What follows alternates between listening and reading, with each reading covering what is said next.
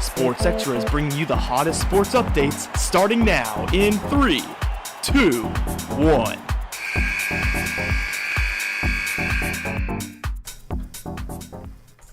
Welcome in, everybody, on this Monday afternoon edition of Sports Extra, your favorite sports talk show. I'm your host, Coby Clark, and in front of me, we not only are blessed by the great arrival of our man Joseph Moore, but we have a few other men here today to talk some sports. Introduce yourself, fellas. I'm Zach Stidham. I'm Blake Simpson. Hey, what do you guys do here? I'm a news director. I've been trying to figure that out. Yeah. Actually, I don't even think I work here technically. No. Hey, we're all here to have fun and talk sports. That's what we're doing here, man. Sure. And I would like to say blessed is crazy.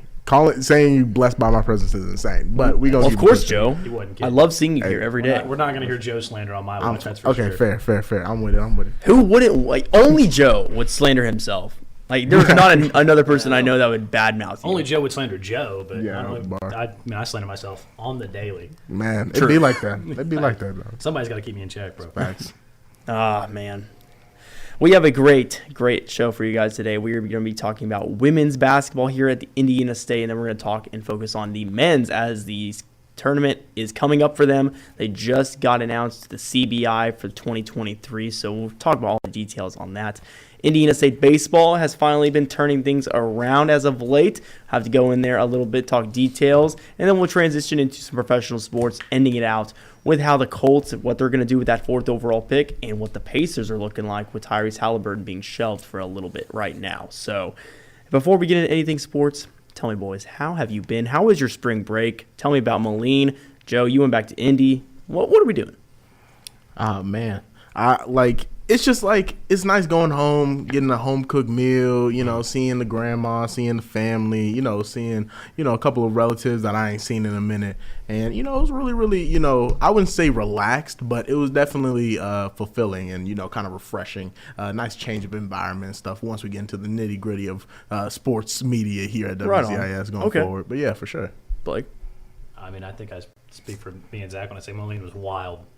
To say the least. It snowed like our entire way up there. For It really did. It there was really like a foot there when we got there. Jesus. And it was like It it snowed like snowed legit there? like the whole first night we were there. It was like the night we were there. It was a lot of snow for it being spring break at least. That and is the game insane. was bananas. That game was easily the most competitive game I've ever watched live or been a part of the call. I mean, it was a crazy game. Yeah, interesting is a word for Moline. It's it's a very interesting town, unique town. It's Got some good restaurants there. Where'd you guys go? Nope. What'd you eat there? I can tell you where we shouldn't have ate, which was Montana Jack's. Montana Jack slander. I'm looking Dude, it up. they should probably burn that place, to be honest with you. Yeah. The hotel that we stayed at next to is probably losing business because it's there. Let's put it that way. That place was maybe the worst dining establishment I've ever eaten at in my life.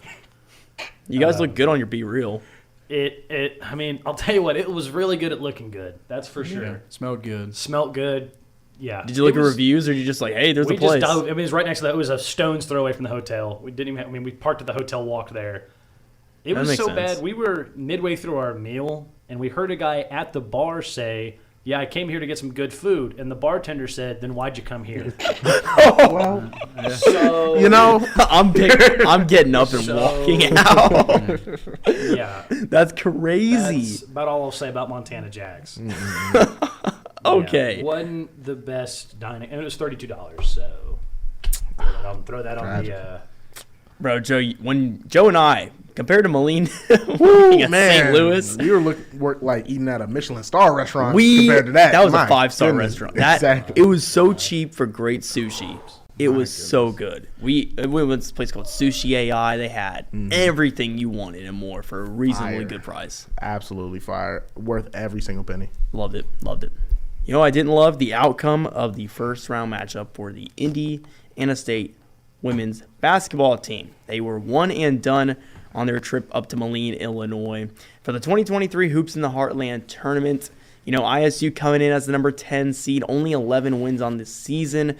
Very up and down season for sure, mainly down, let's just be honest right now. And they take on a 7 seed Southern Illinois Salukis team who, I mean, there's only 3 number slots different in there, But the fact is, Indiana State did not look good heading into this matchup all season long. It was a tough drought just all year. They just could really never find their shots. They couldn't really find that winning success. It was very difficult for them in the locker room as well. At one point, Indiana State did trail only by 6 going into halftime. So, I mean, I'm talking about the game from an outsider's perspective. I mean, I might as well just let Blake and Zach, who were actually there to call the game, give us their insight on that. But unfortunately, they did fall 81-79. What impressed you guys the most from both squads in that one? What impressed me the most about the team was just like the fight that they had throughout the whole game. I mean, there was multiple times where Southern Illinois went on double-digit to 0 runs. There was a 16 and a 17-0 run by Southern Illinois in the game. And we came right back with a 23-4 run and a 17-0 run of our own in the same game. So there was never any quit. And again, the two leaders of the team all year, McKendry and Dejanay Williams, had career games both. Williams had 27 and 8 assists. McKendry had 25 on 7 threes. There was no bullets left in the holster for either of them. And it was unfortunate that they went out in the way that they did. Very similar to the boys' team in terms of just like off-ball foul, free throws costing them the game at the end. And then you don't get the offensive rebound on the free throw at the end. You give yourself a chance with a timeout. So, there was just little things like that all game were kind of keeping them out. But the fight throughout was very impressive, especially with the talent that Southern Illinois had. Yeah. I'm not sure how they were as low seed as they were. They only lost by 2 to Drake in the next game. Or Belmont, I apologize, who was an overall 2 seed in the conference. So, it's very impressive how much of a fight they put up against a team that had a lot more basically had a lot more talent than them, top to bottom, and they put up a fight and almost won, and potentially could have won the next round with how close the matchup was. Between Southern Illinois. So, just unfortunate to go. We'll probably talk about it here in a minute, but very senior heavy team for us, Indiana State. Our 3 main scorers were all seniors, and a couple of bench pieces were also seniors. So it's going to be very tough next year to try to fill those spots, especially with the 1, 2, and basically your center as well. It's the 3 most important positions to fill, and they're all gone. So it's going to be tough, but good careers for all 3 of those. I also learned today that Chelsea Kane got first team all conference like 2 years ago as a sophomore. Yeah, didn't know that until today. So she played very well all season. She was definitely the reason we won a lot of the games we did midway through the season.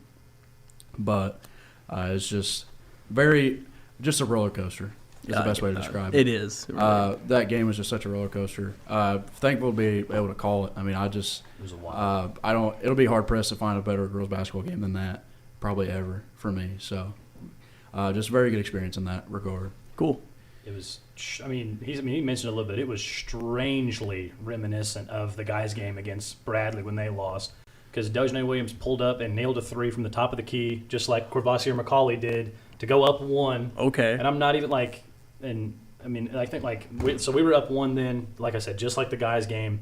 I think there was 2 seconds left in the guys' game when he hit that. There was 10 left in the girls' game. Mm-hmm. But then, like he said, we go down and get a foul on the inbounds. They didn't even get the ball in, and we fouled. So then they get 2 free throws, hit them both. We go down with it was 4 seconds left or something like that at that point. By the time we got it across half court, and I think we either turned it over or threw it off like a girl's leg to get out of bounds or whatever, because we had a side out of bounds.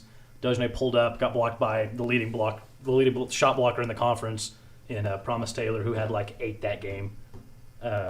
She had 6 that game, so she blocked the game winner, and then of course we go home after that, which was one of the 2 teams had to lose, and we just happened to be on the wrong end of the pendulum swinging. As like you said, it was they led by 14, we led by 9, they led by 12, we led by 8. It was that the entire game. In the first half, we built a 9-point lead and lost it all in 4 minutes. Yeah, wow. It was like that the entire game. I'll bet there wasn't a time where we scored, then they scored once. It was all they scored 8, we scored 4. They scored 6, we scored 19. It's crazy. Some of the best basketball we've seen our girls play all year, and some of the worst in the same game, in the same quarter. It was wild. Would you guys say that if Indiana State and the women's team played like this all season long, we'd be at a different point on the year? If they played at the way they did on those runs, then we would have been unbeatable. But if they would have played the way we did the first 3 minutes of the game, we might have been the easiest win for every team on our schedule, because Like, I mean, we were down like what 14-2 to start the game. Yeah. And then it was tied at the end of the first quarter. So I mean, the whole game was just wild.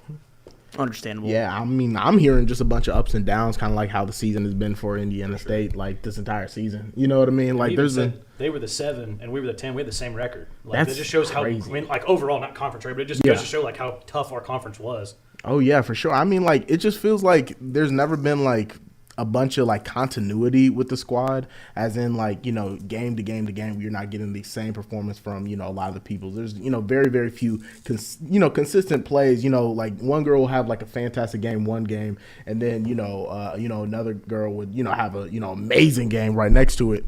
And then, just continue to, have like, okay to, maybe poor game the next couple of outings and stuff. But I mean, shoot, just looking at the box score, 27 from Deljanae Williams with 8 assists, just insane play from her, like especially towards the end of the season, going into it. And of course, the game that we have like two, girls have phenomenal games is the game we lose like in a heartbreaking fashion, but, still it was really, really a lot to take away, especially for Deljanae Williams, who had a fantastic season. I believe how many career points was it? Like 1,000 points for She had over 1,000 by the time, I think by about a month ago, she hit 1,000 on the season. She got close to 100. Exactly. Yeah. Maybe might have hit it. So, it's just fantastic improvement from her this season, going from pretty much to like a 3-and-D wing pretty much to like a lead ball handler, scorer, passer even. I mean, like just fantastic from her. And like, again, I'm very interested to see what this girls team looks like next year, like you mentioned, because like there's just so many, like, so much room for, like improvement in some way, so much room, spots to fill. Killinger's going to have his hands full for sure this, coming off season. But I'm excited to see what Bella Finnegan, of course, she didn't have like that good of a game, but this might light a fire under her to where she can like, take that next step for us next, couple of years, hopefully, if she stays. Yeah, and Finnegan, she was selected to the All-MVC freshman team, so I mean, that's very promising already. Yeah, for sure. I'm excited. I'm really excited to see what they have in store, but, definitely nervous as well, because as easily Indiana State could do fantastic in their recruiting, filling up these spots, there's definitely a good margin for error as well. I mean, a couple of seniors, like Zach kind of pinpointed it on seeing how well these players can play at times, but now you're losing such great scoring with Williams and McKendry. And Kane, yeah. I mean, it's just unfortunate the way it all rolls out. But Indiana State, I mean, I like to think they're in good hands, but they haven't really proved it yet. I mean, Killinger in his 2 seasons both had 11-win years. I mean, Schertz in his second season, 20 wins. So very different, I get it, but it's kind of funny to look at it simultaneously back-to-back on both ends of the spectrum, and how Indiana State and the women's team, we're expecting more. We get glimpses of it, but they just have a difficult time closing out games. Like, what do you guys exactly think next is for Indiana State on the season, off-season, and going into it?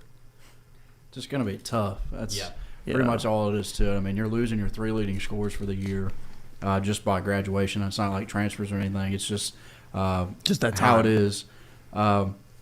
He was a big bench piece in Anderson as well. She was the backup point guard, came in for Williams in a lot of situations and cleaned up. Kind of how Larry and Gibson were for the boys team. Yeah, you just never lost as much as what you would think you would for going to the bench. And she was just pretty much a clone of Williams in a lot of situations. And losing somebody like that off the bench is going to hurt quite a bit as well. But it's just, like Joe said, it's just a lot about how the recruiting class is. And it's going to be more about transfers, I think, than freshmen, because we did get a good freshman in Finnegan. Like that's good for but we only got one. So if we need more than one next year to be anywhere close to what we were this year, and this year wasn't exactly the best. It wasn't bad by any stretch of the imagination, but it wasn't the best. So we need maybe a couple best case scenario. It's again, I hate comparing the boys and girls teams, but best case scenario we get couple grad transfers like we did with Gibson, like we did with Voss, like we did with McKnight. Like those guys or girls are going to help tremendously. I mean, the conference player of the year this year was a newcomer in Paige Robinson in Illinois State. She was a grad transfer, came in, won both, was like the second girl ever to win newcomer and player of the year in the same year. That's sick. So and she led Illinois State to the first seed in the conference. Granted, they didn't win the tournament, but they had a phenomenal year all year. So it's possible for somebody like that to come in and just completely change the trajectory of the season, kind of like Voss did with us in a lot of ways. I mean, he was our leading scorer. It wasn't the only guy. Obviously, we had other guys that were very productive, but Voss was – we don't win as many games as we do if he's not on our team. Word. So, I mean, he was just a difference maker in so many situations. So many games he just took over. Like, I had a 30-point game on the road. I mean, I can go on about that kid. I mean, he was just such a good addition for us, but sad to see him go as well. But a lot of guys on the boys team are going to be missed for sure. But yeah, we'll talk about that in a little bit. But yeah, speaking just the girls team though, I think the main, like the best thing they could do is get grad transfers. But if that doesn't happen, then we just have to hope for the recruiting class. But it's going to be just very unpredictable. It's going to be hard to see what next year's going to be. Yeah, I mean, I'm pretty much in agreement with them. I mean, we definitely need grad transfers just to bring like that like veteran presence. Like, I mean, next year, I mean, like we're just not going to have a lot of older girls on the team that have played like starter minutes, except for like Maya Glanton, who's going to need to like, it's almost like everybody just needs to like put like a couple more moves together or just like get like a slightly deeper bag. Like Glanton's like really good at setting screens. She can rebound. She's a pretty good interior defender for her size. Like, got to put some points on the board every once in a while. Like, for a starter to average only like 4 or 5 points like she did, I mean, we got to need more offensive production out of that. Right. And then just same goes for everybody else. Like, Finnegan could not handle ball pressure in that game of the tournament at all. I mean, she looked like, as soon as she got it, she was like playing hot potato. All season, really. And, I mean, she's going to have to learn to like either handle the ball better or handle pressure better because her and Pitzer are the only guards we have on the roster right now that are coming back next year. So, obviously, she's going to have to handle the ball a little bit more. Which is I'm sure will put her out of her comfort zone. But I mean, that's just part of becoming a better basketball player. But in terms of freshmen, I think it's more of just like a quantity over quality draft because or not draft, good lord, like recruiting class. I mean, because obviously you want quality freshmen, but like obviously like Indiana State, like we're a 4-year program. Like nobody's going and leaving. I mean, unless you transfer, nobody's going like to the league or anything like that. Not that it couldn't happen, but no freshmen are probably one and done in here for the most part, unless they do transfer. So if we get like 4 or 5 just decent freshmen who can play together and kind of have like an identity, that'll be good for the future. That'll, kind of like build instead of trying to just compete like right now. We can, like I said, have a group that knows each other, has a little bit of chemistry. So I feel like that was a big problem with, I feel like if the guys team would have played like 2 or 3 years together, I feel like it would have been unstoppable because they would have had all that chemistry and everything like that. And it showed like as the year went on because they just I feel like they got better and better along with the rest of the conference too. But the girls, just never kind of like found their stride as a team, I thought. Yeah, it has to be almost like a high school program, like a school like Indiana State, especially for men's and women's basketball. I mean, when you have, because that's when like teams are the best in high school. Like when you have one class that has 4 or 5 kids together that have grown up together, like have played this whole time, and they can just they have eyes all around their head because they just know where each other like to be on the court and how they like to play, and that's kind of how we have to do, especially with a guard like Finnegan who can make plays for herself and others. It's a good staple to have moving forward, especially with a lot. If we're gonna have to rely on young girls all like this the next few years, we're gonna have to have a leader like Finnegan who has played at the highest level and has played well. I mean, she was one of the 5 freshmen in the whole conference to be on the all-conference team. So she has the potential to be a leader for this group moving forward, and hopefully she can take the step up that she needs to just progress and be a leader of this team for the next 3 years. I think Nyber will step up too. Like we talked about Finnegan being the only freshman. Nyber played. I felt like she played really good minutes in the limited minutes she played. But at the same time, it's hard to get minutes on a team that has Folks, Sawyer, Glanton, Westerfeld, like all those forwards that have more experience than she does. So it's just kind of hard to find minutes. But I feel like she did things well in the games that she played, and she kind of knew her role.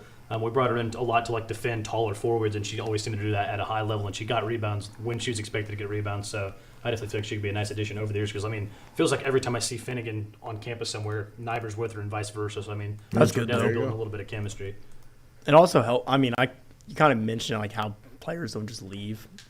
For men, you can do that. For women, you can just do one and done. The WNBA doesn't allow it, which I can understand. Mm-hmm. But at the same time, it's 3 years for them, isn't it? I think it is like. I was about to say it's 3 just years. like football. I'm pretty sure. Clark would have been the best player in the WNBA. Exactly. What are we doing? Like we wouldn't be waiting here to hear Kayla Clark. So, no, but the women. Like you said, we're losing a lot, and there's a lot that's going to have to be rebuilt, and it's kind of in that motion where the future is here, but really, how deep and how long can this squad that's already here make it? When we already had such good players. Exactly. I feel like when it comes to both programs, I think the foundation. And this is like the formula that we can, continue to run with, because especially with the men's program, we know it works. And we know what coach likes to run. So, going forward, a lot of these prospects that are coming in can, adjust to that, see that play style, and then go forward. And it's the same thing with the women's. We know what, needs need to be addressed. Yeah. We know, we still have, an identity to figure out. But, a lot of this game that, some of these seniors are, giving to these freshmen is going to be, indisposable in the coming years and stuff. And, just improving how to get better. I mean, like Adrian Folks fought all the way back from an injury and played, phenomenally once she came back. And that's just, that type of example. And, and I believe she's a nursing major too, on top of all that. So, I mean, you give that, fantastic experience along with Anna McKendry, who has just a fantastic mentality I like, Deljanae Williams, a person who's, improved steadily throughout the season and is, one of the, I'm sure, best scorers that we've had in the women's program in a long time. So, you have like a bunch of, girls who know how to win at this level, know how to play and perform and, just operate at this level. And then you just give it to, the game to people like Bella Finnegan and Neighbor. I think all of those things combined can really, really get, this women's program off of the ground to where it can build like a high school program, like Zach said, just continually just getting those, freshmen in, just developing, and then just continually improve under Coach Killinger. I want to hope it happens. I know it can. It just depends on who they bring in, how well they're going to, compete, the system that they're going to be running. I mean, for all we know, it could be different. I mean, back-to-back years with Killinger, the first 2 years, his offense may not work, so it might change up a little bit. It just depends on how they want to run it all out. And It was exciting to see this women's team. I mean, a lot of good memories, just all those great home games that we already had on the year. Unfortunately, a lot of them did end in losses, but we hope to see that change soon. So Thank you all to the seniors. Thank you to everyone that played this year. And until next year, the women's team will have to do a lot of work to get back to the drawing board and come back to this point where they can compete for a MVC championship. So I have faith in Killinger. I do too. I'm going to back the coach. But I believe in Killinger. I like to see Finnegan take that next step. I think this team, it's in the good hands. I just want to see the more team success than just player success. Because we saw a lot of player success. Just need to see team success. I mean, the whole team broke a record. I think it was 17 assists in an MVC game, the most since it moved to Moline. Which is crazy because, assists, in total assists has been a problem for this Indiana State team. That's great. Where's the entire season? It's been 10% of our made baskets come off assists. It's that's criminally low. But, I think you mentioned how the men's team got better from the beginning to the end. I mean, the women's team clearly did that, I think. It just didn't go their way. So, we'll have to work on it. Focusing now on men's basketball. This is the more just shocking news because we didn't really expect it unless you're an outsider. But I thought this team could be an NIT team. We talked about it, how maybe no, maybe not. Didn't come away with the MVC tournament championship back in St. Louis. Unfortunately, they fell to Bradley, who then fell to the eventual winner, Drake, who also shout out Drake, men's and women's MVC championships. Okay, they cool. You're cool. Walked through the on both. We get it. Had cool. one single digit game on both sides the entire time. That's insane. Of course. Yeah, of course. The girls with a 5 seed and I could tell by the way they walked in the building. I was like, they're gonna win this thing. They just had that we're here to do business kind of look. I did say for men's, I wanted Drake to win, but it kind of felt like Bradley had it. Yeah, Okay, I disagree because UNI game, like, that made Bradley shake a little too much for me to be like, okay, you know, they can go against a Drake or, you know, even a Belmont. You're right. SIU. And then, you know, obviously, you know, then we go against Indiana. Then they go against Indiana State, which Indiana State would fall to them, but only by, like, you know, free throws. I mean, Southern Illinois had an early lead. Mm-hmm. Southern Illinois had a pretty early lead on Drake, but I don't think it lasted long. Mm. And Drake kind of just walked by them. And then I think it was Missouri State. Or is that another team I'm thinking of? Either way, Drake kind of got all the way through it without really worrying. I saw the early lead against Bradley, and I was like, cool, okay. See, you know what team would have made them worry a little bit more? Indiana State, but, you know, hey, passes the pass. Took two buzzer beaters in the regular season to beat us one time, then they missed one. Yeah. That's true. Mm. Both games did it at the Horn. So. Just saying. CBI. If you don't know what the CBI is, it is the College Basketball Invitational. So if you don't make the March Madness tournament, and if you don't get a nod to go to the NIT, then you will be invited to the CBI down in Daytona, Florida, or Daytona Beach, Florida. So Indiana State did just that. They will now be competing in a field of 16 teams, which will be from March 18th until the March 22nd, this weekend upcoming. 1 seed Indiana State will take on number 16 USC Upstate. So it's nice to know that the season isn't over and they get to kind of end. Of course. They get to go have fun here, I think. Yeah, for sure. I mean, there's still, obviously, you want to win. You're going to go to compete. But it's nice to know that last loss is not in the back of your head anymore. It's not the final game with this good group of guys. Go out winners, Exactly. please. I don't need, especially a person like Julian Larry to beat himself up all summer. You know what I mean? Like Larry. Exactly. He has been through it. Exactly. That last foul against Bradley and then the last foul against Bradley again, or was it Belmont? Belmont, my bad, was yeah. against Kent, but he was like the one that trapped him. True. And then but then the one against Bradley was, I don't really want to talk about it, but Yeah. Just an Definitely awful tough. angle on the ball. Yeah. Just where it bounced and Yeah, I mean, Ugly. and then two people battle for a rebound. That happened. Like, you can call that every single time. Like, the guy fell, whatever. Like, yeah, call it's that tough. every single time down the floor if you want to. But I'm excited for these guys, though, because too. I really do think there's a chance that, all we got to do, just walk through people, just, show them up, and, just go out on a high note. I think it's possible. It's only 4 wins. I think it's Exactly. possible, but I mentioned it to Rich and you how funny it is that the 15 seed is Southern Indiana, who we lost to. Duquesne beat us as well. They're the 8th. And That's what Rich said, too. Yep. Yeah. Oh, Crazy.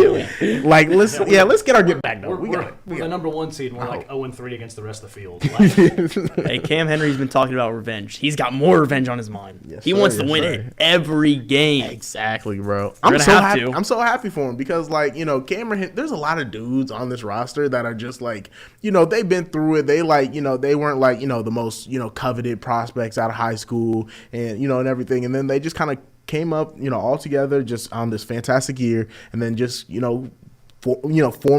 became this team that just continued to play really, really good basketball through the most part of the entire season. And then up to this point, having 2 record-breaking performances, in the Missouri Valley Conference tournament. And then, they get the, shot to be like, okay, guys, let's, this first postseason, like you said, in 9 years for Indiana State to go into and then, get invited to. So I think this is a fantastic opportunity. I just hope these guys just have fun and, win some basketball games. I think they can do just that. I mean, Indiana State, like I mentioned, they're taking on USC Upstate, going down the whole roster. Say what? wouldn't sleep on Upstate. You would not sleep on them. They beat UNC Asheville, who's in the tournament, like the big tournament. Yeah. Well, everyone here definitely has a reason they're here. Yeah, they're for not sure. just Facts. San Jose. They're not bums. I've watched them from afar. They're actually pretty good. It's Charlotte's interesting.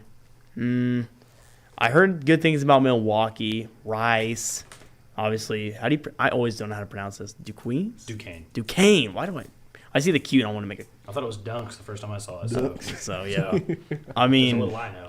I'm obviously not going to know a whole lot about every other team here than not ISU, and I guess USI to an extent, but at the same time, I need to look more in depth on it. But I think ISU, looking at it, they're the number 1 seed. Even CBI believes in them. We believe in them.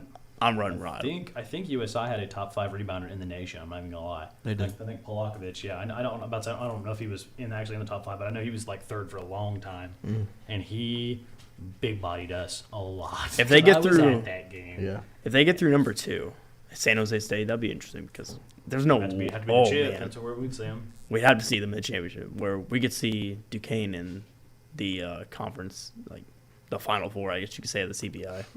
Round 2. Yeah. Hey, man. There's only 4 rounds, so I mean, hey, I'm here for it. It's Shout more out to 'em. basketball. Shout out Southern Indiana making it their first year of D1 basketball. That is kinda cool. That's crazy. Shout out to them. I saw UNC got they rejected the NIT invite. I'm like, oh Yeah, North Carolina did. That was awesome. yeah. That was- Was it yeah. the first time in number 1 AP poll was gonna not make the tournament? Since the expansion, yeah. Interesting. Second in the nation in rebounding. Second. Nice. Wild. Zach, you're quiet over there. What are you I thinking? don't know. I mean, I think we're the best team in this tournament. I think we have the most talent. I think we have the least to lose as well in the tournament. I think that all these kids. Our best players are grad students or seniors. So they're just going out, trying to go out on a flame. They're just gonna have jobs not finished mentality. Mm-hmm. A lot of these guys like Voss, like Henry, like Nice. Nice played too well to go out on a loss for his career. Thank you. Like, he played, God. Shout out Cooper Nice. He played way too well in the tournament. He made me laugh on Twitter last night. Just to go out and not a winner. The he's too good of a guy. He's too good of a player. Too good of just a human. He's a great man. To go out. If you don't know the story of Cooper Nice, look him up. He is a great man to talk to. I mean, even like guys like Gibson, McKnight, all these guys, they've been journeymen. They've been Stevens. Yeah, they've been up and down the whole circuit, and they finally found a home with shirts here, and they just played too well all season to go out. I genuinely thought they could have made the NIT. There's teams in the NIT that I think are worse than us. That's why we're the 1 seed in this tournament. But again, this is just gonna be able to. They're gonna be able to put a bow on one of the best seasons we've had in years. It was kind of sad to see just one MVC team in the NIT. Like it was just Bradley. Like, it was just Bradley. Southern Illinois that's so odd. Even Belmont got it. My goodness. Well, I know Bradley got it because of the automatic. Yeah, bid. fair. Yeah. Right. Well, I didn't know about that. It's So, I don't know. It didn't feel like we got a lot of love as a conference. We definitely did not, but well, I mean, when you look at us and compare us like Big Ten, I mean, we are easily seen below. Like you said, there's a lot of schools in the NIT that I feel like we're better than, and like Bradley's better than, or not Brad, like Southern Illinois is better than, and Belmont's better than. There's a lot that I would do for. Just sad that those two teams aren't playing postseason basketball as well. For sure. Also, of course, the 1 year we win 20 games has to be the year that there's 5 teams that do it, which is the first time ever. Of course. Which is insane. Know that. Wow. There's never been even 4 teams in the conference win 20 games. Yeah. Like the That's record insane. was 3, now it was 5. I'm like, had to be the 1 year we did. And of course, who's number 5? Us. Yeah. 4 days in a row. Like, well, I expected Drake to be up here, and obviously, you should know if Bradley, they should be up there as well. But it's just Belmont. We beat Belmont. I knew we were better than Belmont. we did beat Belmont. No, we did in the tournament. Oh, yeah, in the tournament, yeah. In regular season, they beat us, but I know we're better. Yeah. Don't hit yourself. Watch that game. Belmont is so good too. Oh, Ben! If I got to see if I got to see Ben Shepherd again, I just wanted to see him one more time because just the way that he played and the way that, especially in the ISU game, man, like I just need to see one more game because he only got hot at the end. It's funny you mentioned that because I was actually looking at. I don't know if it was like one of my sports recaps or one of the podcasts that we did while being in St. Louis, but I saw the name Ben Shepherd recently viewed. I was like, dang, Ben Shepherd listened to us. Yeah. That's it. That's cool. Shout out to him. Yeah, shout out. He was on my voters list. He is over for sure. Also, I just love to mention this that I saw on Twitter. Drake has an older starting lineup than 5 NBA teams. I know, like, hilarious. let's play. Do you know what the teams are? Way. I know the Thunder have to be one. Thunder, Rockets, Pistons. Yeah. Maybe Spurs. Like it's 5 NBA teams. The Drake has an older starting lineup than, and That's crazy. Yeah, That's crazy. Just listen, old man. My God. And their best player is like their youngest player.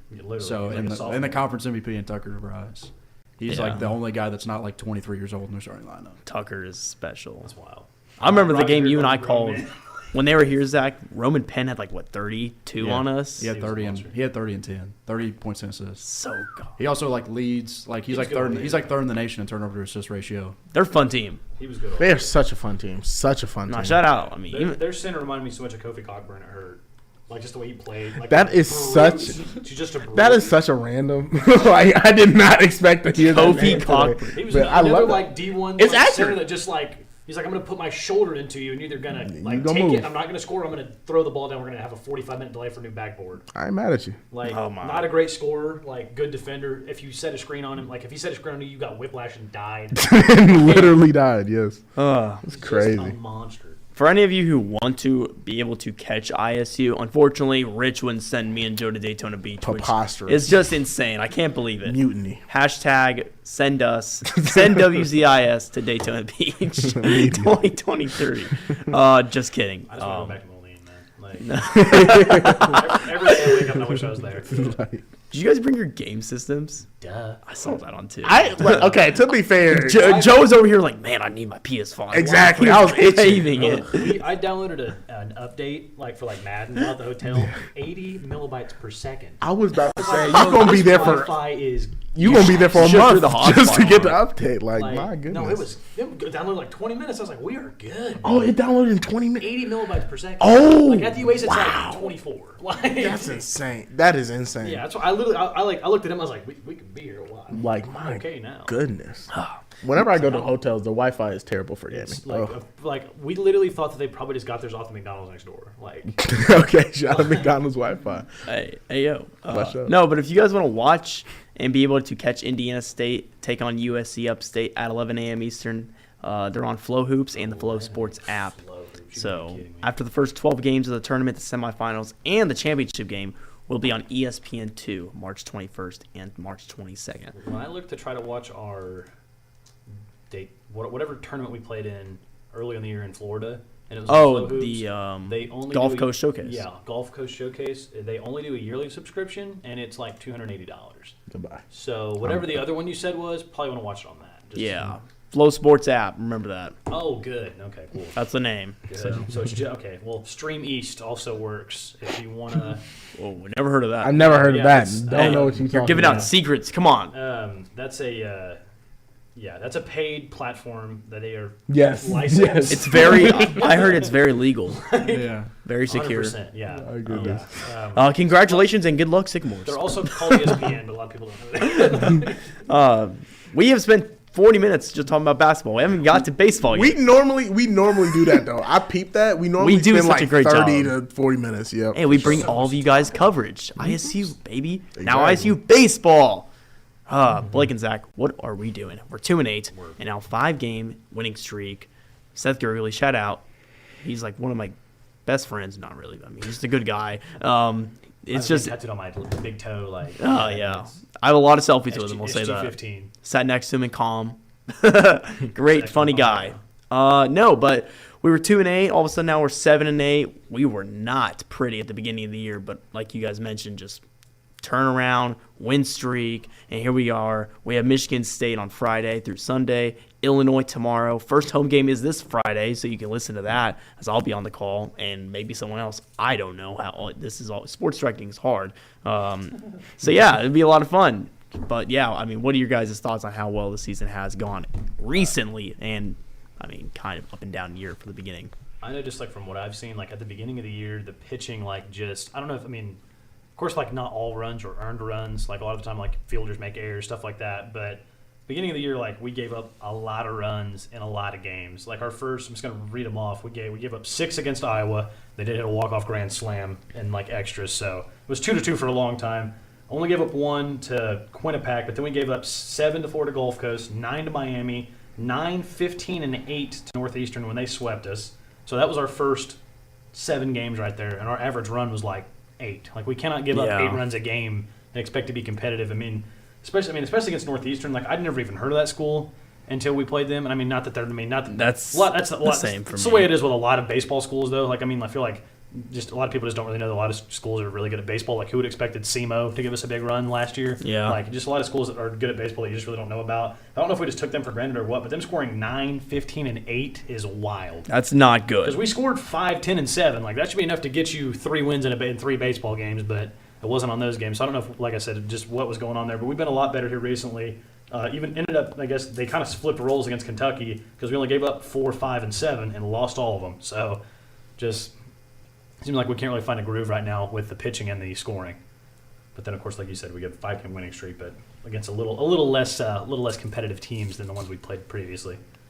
So I mean, yeah, it's just pitching's always just been the struggle. I mean, even last season we started out really hot, and then we just kind of – and the reason we started losing towards the end was we just kind of slipped up on the mound. And a lot of that was bullpen or long relief guys just not really being able to close out games.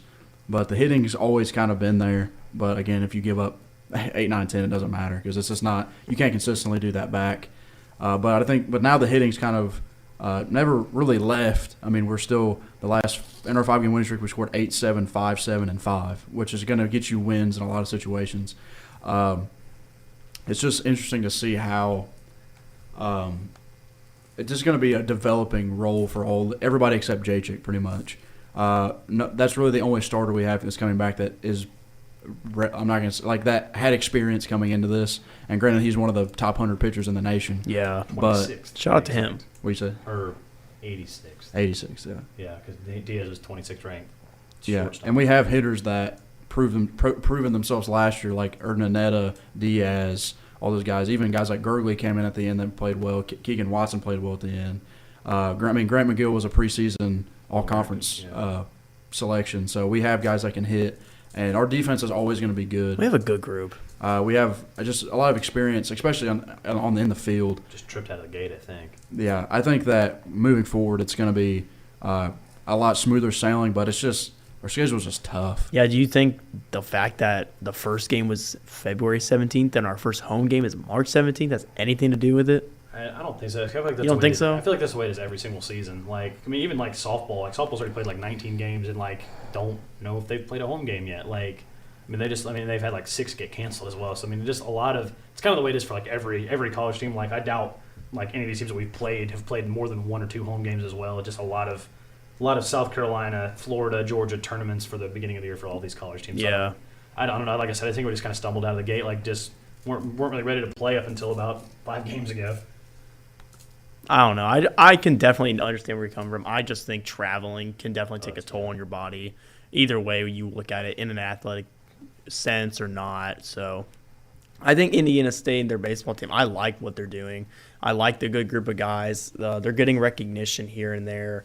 Like you just mentioned, some players are high, top 100 in the nation at their specific and respected category and position. So, I mean, the real difficult challenge is really after you finally get back home, I think, is where it's all like, okay, now we can kind of make that rest, play in some familiar territory. Michigan State coming up here Friday through Sunday, and then back on the road, but it's only, an hour drive down to Bloomington to take on the Hoosiers, and then you're back here that weekend taking on Valparaiso and then Purdue. It definitely is now coming in where you're seeing a lot more teams that you're more familiar with, especially when it helps when you don't get any of your conference matchups at the beginning of the year, but now you're finally getting those towards you. I mean, that's just how it is in any sport, though. Would also rather start out slow and end hot. Easy. Besides what we did last year, it's just, especially going into tournaments at the end, it's just way better to be the other way around. That's the case for pretty much anything. Those are always the most dangerous teams, the one that come in hot. That's how I pick my bracket for basketball as well. Yeah. But spoiler for that, but it's just a tip, I suppose, for like it's just anything tournament wise. Like, it's always just smart to pick teams that are hot going in, which is why it was a struggle. Which is why it was surprising that the women did so good in the game that they did, because they were on like a 6-game losing streak coming in. I think they lost like 7 of the last 8 or like 6 of the last 7. It was not. I mentioned to Joe many times the longest winning streak they had was 2 all season. They never had a 3. At the beginning of the year, it was like win 2, lose 2, Yep. win 1, lose 1, like just back and forth the entire And then time. it was like right around 500. lose, win, lose, win, lose, win, lose. But also in baseball is the sport where you can get hot and just not stop being hot. I mean, the team that does it the most in the MLB is the St. Louis Cardinals. They just get hot randomly and win 25 straight. I mean, they got in the playoffs 2 years ago because they won literally 27 straight at the end of the year when they were virtually out of it and somehow sneaked in and overtook the Reds, which is the Not that best. we have to talk about that. We don't really need to mention that. Yeah, That hurts. but especially like baseball is the most momentum-driven sport out of all of the major sports. Because it goes. I think for games. I was gonna say months long at a time. distance. Yeah. I think baseball, but short distance spurs of it is basketball. Yeah, but it just helps that baseball you play like Blake said, you play every day or you play 3 days at a time. Single day. Like, you play 3-game series back to back to back. So if you're hot going to bed, like the next night, it's not going to be able to. You don't have to take a break. Like, you wake up still in the same mindset and you can just keep going. Yeah. And a lot of baseball is muscle memory more than anything else. Like, it's muscle memory, timing, and those things you can. When you're on in those categories. So Yeah. it's just very easy to stay hot, especially with some of the guys we have back. Like Urdaneta was blazing hot at the start of the year last year, and he's almost the exact leadoff hitter you want for a baseball team. Switch hitter, just for average. You're going to get on base way more often than not. And whether he's drawing walks or just getting on base. And he has sneaky power as well. I mean, he's literally the best leadoff hitter you can have, especially for a team like us. But we just have guys like that everywhere. A lot of guys that just get on base and can hit the ball over the wall when they need to, like Randall Diaz was.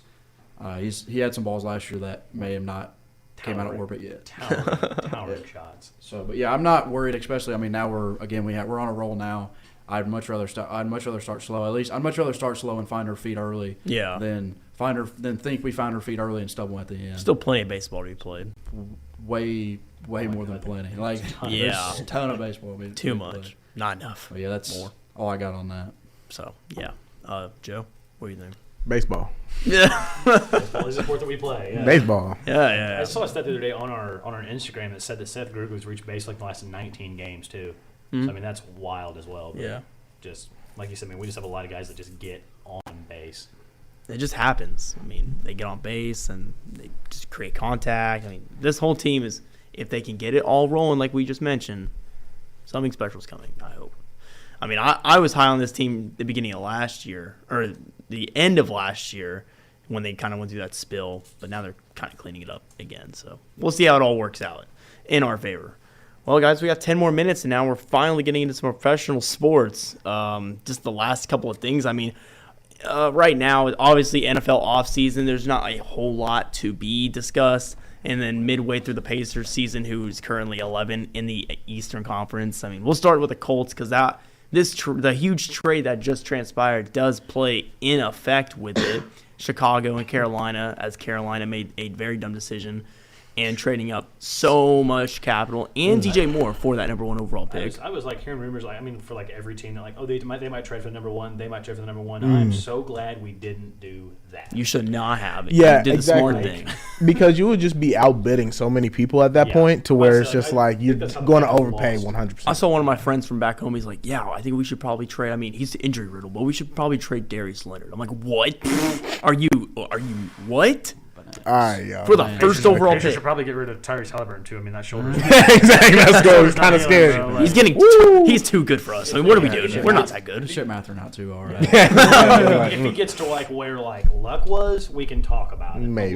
But, like, not a first team All Pro as a rookie linebacker. Like we're exactly.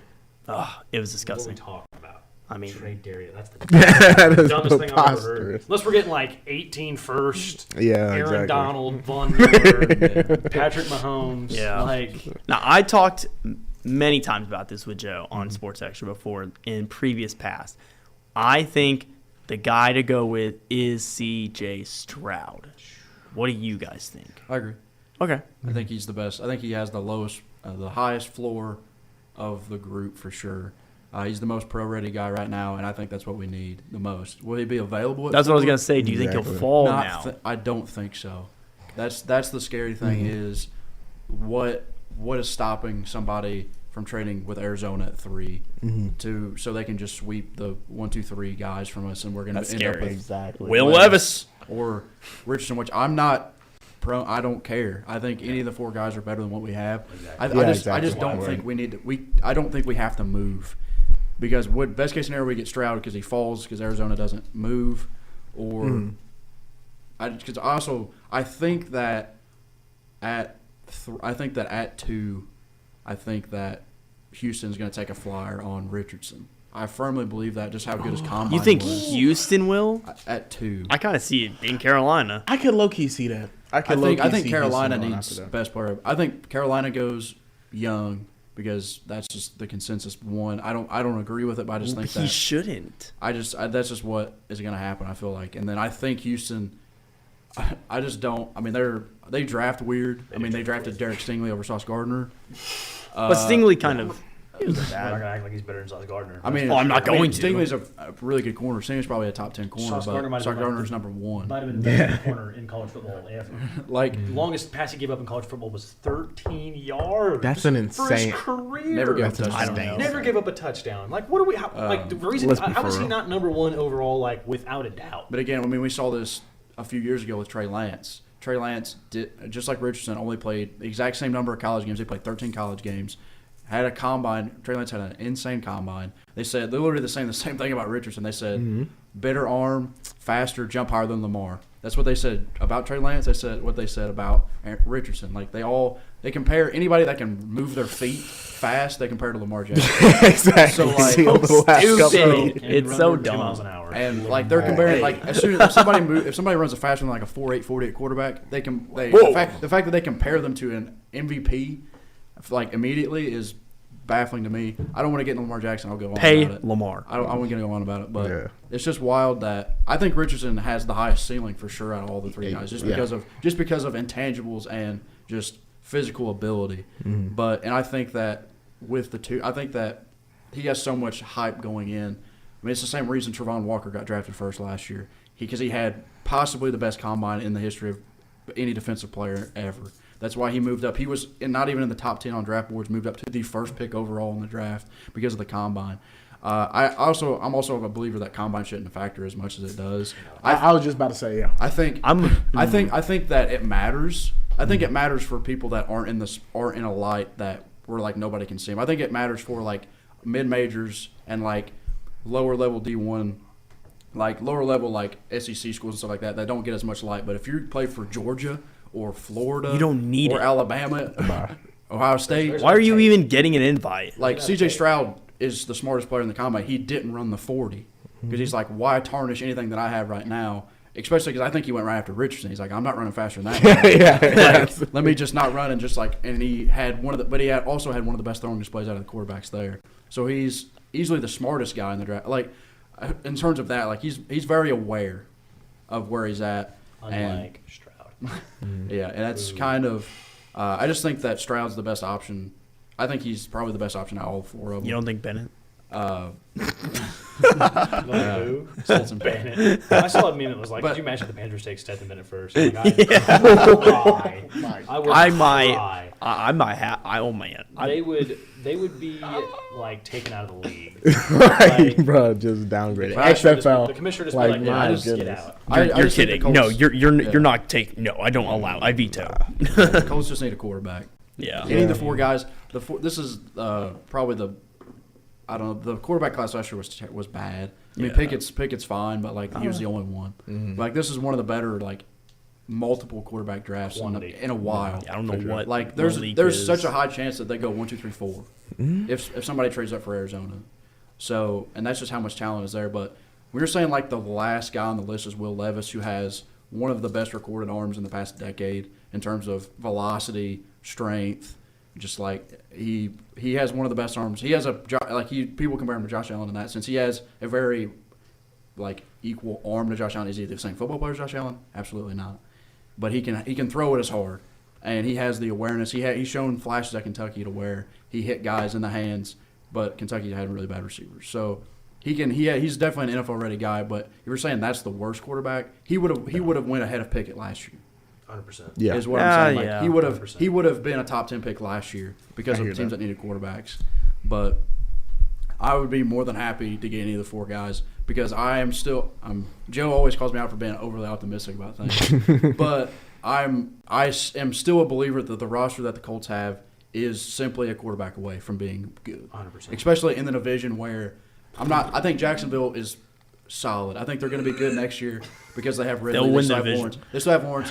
But I still think the AFC South can have 2 10-win teams. And I think because of the schedule that we play and how we have virtually like 4 wins given every year with the 2 bottom teams, especially now I think the Titans are just going to go they've messed up. They've released too many. And so I just think there's too many free wins on the schedule for the Colts to not have a good quarterback and not win double-digit wins with the roster that we still have this season. Moving forward, maybe not because of money issues, but this season, especially with the coach that we just signed, had the most efficient offense in the NFL, Super Bowl winning offensive coordinator. I think that if we have a quarterback that is bought into the system, I think we can make some damage. Are we going to win the Super Bowl? Probably not. But like we can make noise a lot more than 4 wins. Like I think we can make a big jump if we have a quarterback that just buys in and is serviceable. And last year we didn't even have a quarterback, and we beat the team that won the Super Bowl. So true. Basically won the Super Bowl. Clearly we can compete. I mean, put it up on the banner. Put it up on the Raptors, man. Beat the team won the Super Bowl. I like what you said about the combine because I really hate what people say about the combine where it's like, why are we judging people based off their combine? That's the whole reason they go to the combine is to get better. But it's like such a half and half. Yeah. People act like it's a game. I'm like, yeah, I feel like there's a lot of basketball players that can go in an empty gym and hit 100 threes in a row. Thank you. Like I'm not going. I mean, Dan Campbell said it best. He's like, "Why are we judging guys on the field then versus like why are we not judging guys with pads on than in pajama pants. Like there's guys that show up to the combine wearing pajamas. Like, why are we not making more of a deal about when they have the pads on? Is pretty much what he said. Yeah, he's like, I don't take, like Dan Campbell said, he doesn't even watch the combine, which, I mean, whatever. But like, not saying that's the best thing, but like, I think there's so much more value in gameplay than, again, like Blake said, shooting threes in an open gym. Yeah, for sure. I mean, like, I think it's a thing where you have to determine, how good a player is and put the most weight into it by what they do between the lines and, how they perform in that way. And I think, like, with the combine, we just always – I think it should be very, positional, like, heavy, exactly. When you compare – it should be, like, a last-minute thing where, like, these two, players neck and neck, I don't know, toss up on the board and, just kind of go off of that. But still, it just shouldn't, like, shoot people off the rankings. Yeah. Basically how they, they might have played dang near butt their last season in college. And then, like, they just, they did a lot of bench and he's kind of fast, so let's go for it and stuff. I get it. Like, the only thing you can't really teach in football is speed. That's why we put so much, value inside of the 40-yard dash. But still, it just shouldn't be a thing where, a player just kind of, loses out, even though, you might even beat that player in, in college and everything. You might just, straight up just be the better player. The coach from the opposing team will probably take you over the player they have. But hey, right. You know what I mean? He's strong. He ran that 4.2. He fast. Like, quick. John Ross is quick. Goodbye. Oh, yeah. Yeah. I feel like the idea of, like, if you are a consensus like, top maybe whatever 5, I guess, at your position, you don't need to come to the combine. Yeah, I agree. And if there is someone that doesn't want you or does want to see you, then I think there should be them coming to you in that. Yeah.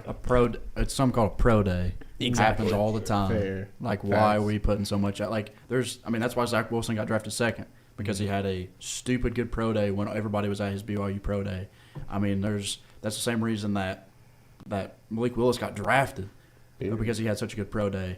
And I don't know, it's just I love the combine because I like to see, like, how guys, like, how just much of freak athletes NFL, like, potential NFL players are, because they have the best athletes in all sports. Yeah. It's not really close. It probably never will be. But it's just, I don't know, they just put too much weight into it. And, again, and a lot of people just need to do, again, what Stroud did. Just be more pick and choose. Because you don't have to do everything at the combine if you go. So, like, you can just pick and choose what you're best at and then just, like, accelerate that and be like, even if they want you to run a 40, be like, okay, like, just watch my game tape or something. Like, No. You don't have to. Like, you don't have to do anything those guys say, because at the end of the day, you're the player and they're the scout. Like, There's just no point. yeah. So, I think the Colts. I like Stroud. I don't think Young will fall. I don't think if Young is there, then why not take him? But I think Stroud will be the best quarterback out of this class. I can definitely talk myself into all of these prospects. So I'm not. I've been straight up. Stroud said some scary things in an interview. I'm not gonna lie to you. I saw that. I don't know. I saw. I've been a big no on Levis just because of the other guys that are available. But now Richardson has been coming in where I don't know. People are acting like he's like the second coming of Jesus, and I'm like, he kind of wasn't that good in college. Yeah, like, people just his always stats itch for that. Do not jump off the page. They always just kind of itch for, like, It's ooh, his like he's a height sleeper, and like his like just agility, like his vertical, his impressive. speed. That's all it is. So I don't know. It only got a few more weeks, several weeks actually, until we get there. So we'll find out. Last thing before we get out, Pacers. Halliburton's been hurt, dog though, but he's still doing his thing. Wally Zerbiak's pretty dumb. I hope we get Victor. That's all we can hope I hope for. we lose out and get Victor. There's not a whole lot to be discussed. They're one game out of the play-in, which I don't is want to make the interesting. plan. I want Victor. Yeah, we tied in record with the Washington Wizards and Portland right now, so I'm hoping that they just continue to lose so we can at least get like 5-4 maybe. But I get that. As long as Tyrese Halliburton is still playing like how he is and we continue to lose, we see flashes from a lot of the guys, especially when it comes to players like, Jalen Smith, who had like a pretty decent start and like a lot of really good flashes last year, but just hasn't had that great of a season. As long as he's continued to pick it up and continue to, do his thing, Miles Turner's looking amazing. As long as we just keep on seeing really good individual performances but continue to lose, I'm happy for the season. I'm cool. I'm happy that Turner's playing like a guy that like deserved an extension. As he should. Agreed. He was playing like before we gave him the extension. I was like, this guy's playing the best basketball I've ever seen him play, and like he's continued to play. That I'm like, thank god. Yep. Because like if he plays like this, like he is our center, like for sure. Mm-hmm. I'm not sure how much of And it. you guys said we needed DeAndre. Exactly. I mean, I'm so right on that. It hurt. I still think that I wanted to be wrong. But, like, hear me out, though. Like, I'm not taking anything away from Miles Turner because I was definitely one of the Miles Turner fans that would be like, okay, you know, we should go after Miles Turner and stuff because we could probably get more for Sabonis than we do Miles Turner. But still, I do think that having Tyrese Halliburton and a guy like him next to, you know, him compared to what he's had the last, you know, his whole, you know, tenure with the Pacers, like, I don't think he's had a good as a passer as Tyrese Halliburton has had ever in his career. So, you know, so again, not to take anything away. However, if we were to have like somebody like a DeAndre Ayton, who was a former number 1 overall pick, who, you know, has a really, really Should have decent been number 1. fair facts. Hindsight is 20/20 for sure. But I'm just saying, like, if we had that type of like talent or maybe even ceiling level, who knows? DeAndre Ayton might look like, you know, a second coming of, DeAndre Ayton's got you know, Chris Paul though. He's got an elite passer too. yeah, but he Like, still has, He's you know, 37 now, exactly. isn't he? He's still average 10 assists a game. Facts. Pass the ball at 90. Like it's not that. I feel you. I just think I like doubt Court that. vision Yeah. doesn't go away. That's true. I mean, I'm just saying, like, you know, you already like have that. Devin Booker, and now you have, you know, KD and stuff. They're just taking away a lot of touches. KD's out We'll until see. the playoffs. Which is it like confirmed that he's out to the playoffs? Or I that, don't because know. I think he just doesn't want to play. Like to the playoffs. This is an uncut thing. I don't know, man. That's definitely an uncut thing, but like, I just imagine. Mikal Bridges probably laughing somewhere, but shout out. Hey, to he's him. a dog. The Nets have more wins since the trade than the Shut up. Mavericks do. Wow, not the Mavericks. Oh, Yeah, wow. not the Suns, because obviously like it doesn't matter because KD doesn't play. But yeah, the Nets have won more since the trade than the Mavs have. 'Cause the Obviously, they Mavericks- traded like 2 guys, like they got a lot more than like Exactly. what the Mavs got like in theory. But I Like, mean, they the got 2 trades Mavericks- worth of stuff. The Mavericks just got 1. Yeah, but Mavericks they can't got guard more Park from the Carr, Suns though, trade than so- they did the Mavericks trade. Like good. Say what? Yeah, the Mavericks can't guard a Parker Carr. So I mean, like, it's just They couldn't guard my socks. exactly like dog. They can outscore your park car though. That's Exactly, that's for dang Yeah, they They will. can outscore the redeem team. Yeah, like, It's man. insane. Yeah. I think that does it today, guys. That was a good episode. Talked a lot about ISU basketball. Congratulations to the men's team advancing to CBI. Shout out to him. And unfortunately, the women's team season came to an end. Hopefully, they turn it around. Baseball, they're turning it around right now. Live coverage coming your way. Just stay tuned to all of our social medias for that at WZIS-FM. Anything before we get on out here? Last words, boys. roll trees. Roll trees. Go Pacers. Go Pacers. For Joseph Moore, for Blake Simpson, for Zach Stidham, I've been the Coby Clark. Take care, everyone. Until next Monday, stay tuned. Peace out. Peace.